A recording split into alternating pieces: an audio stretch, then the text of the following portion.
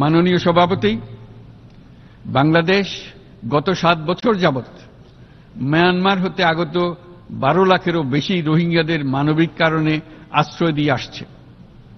এর ফলে আমরা বিরাট সামাজিক, অর্থনৈতিক, পরিবেশগত ক্ষতির সম্মুখীন হচ্ছি।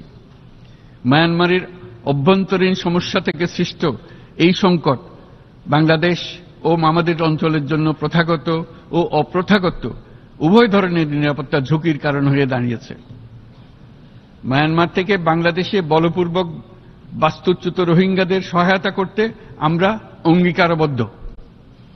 আমরা রোহিঙ্গাদের জন্য মানবিক সহায়তা কার্যক্রম চালু রাখা এবং তাদের টেকসই প্রত্যাবর্তন নিশ্চিত করার উদ্দেশ্যে আন্তর্জাতিক সম্প্রদায়ের পর্যাপ্ত সহায়তা অব্যাহত রাখার আহ্বান জানাচ্ছি। রোহিঙ্গাদের সাথে সংগঠিত হওয়া ব্যাপক ভিত্তিক মানবাধিকার লঙ্ঘনের জন্য আন্তর্জাতিক বিচার আদালত এবং আন্তর্জাতিক অপরাধ আদালতে চলমান বিচার প্রক্রিয়ার মাধ্যমে ন্যায় বিচার নিশ্চিত করাও সমানভাবে গুরুত্বপূর্ণ। রোহিঙ্গারা যাতে নিজ দেশে স্বাধীন এবং মর্যাদাপূর্ণ জীবন যাপন করতে পারে সেই লক্ষ্যে অনুকূল পরিবেশ তৈরিতে জাতিসংঘ অন্যান্য আন্তর্জাতিক প্রতিষ্ঠানের ধারাবাহিক প্রচেষ্টার প্রশংসা দাবিদার।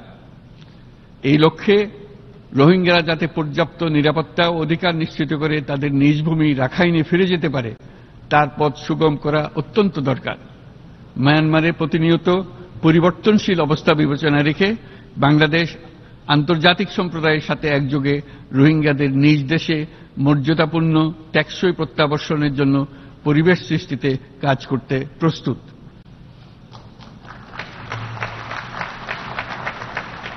মাননীয় সভাপতি, রাজনৈতিক মুক্তি এবং সামাজিক অর্থনৈতিক জাগরণ ব্যতীত শান্তি ও নিরাপত্তা নিশ্চিতে সাফল্য অর্জন করা সম্ভব নয়। প্রায় 1 দশক পূর্বে বিশ্ব সম্প্রদায় সর্বসম্মতক্রমে এজেন্ডা 2030 প্রণয়ন করেছিল। আমরা সবাই আমাদের সামষ্টিক আকাঙ্ক্ষা ও বিশ্বাস অর্পণ করেছি এই সার্বজনীন টেকসই উন্নয়ন অভিষ্টগুলো অর্জনে। সার্বিকভাবে মাত্র 17% ও কম লক্ষ্যমাত্রা অর্জন হয়েছে। স্পষ্টতই এই ক্ষেত্রে অনেক উন্নয়নশীল রাষ্ট্র আরও পিছিয়ে আছে। উন্নয়নশীল দেশগুলোকে এসডিজি অর্থায়নের বছরে প্রায় 2.5 থেকে 4 ট্রিলিয়ন মার্কিন ডলারের সমান ঘাটতি মোকাবেলা করতে হচ্ছে।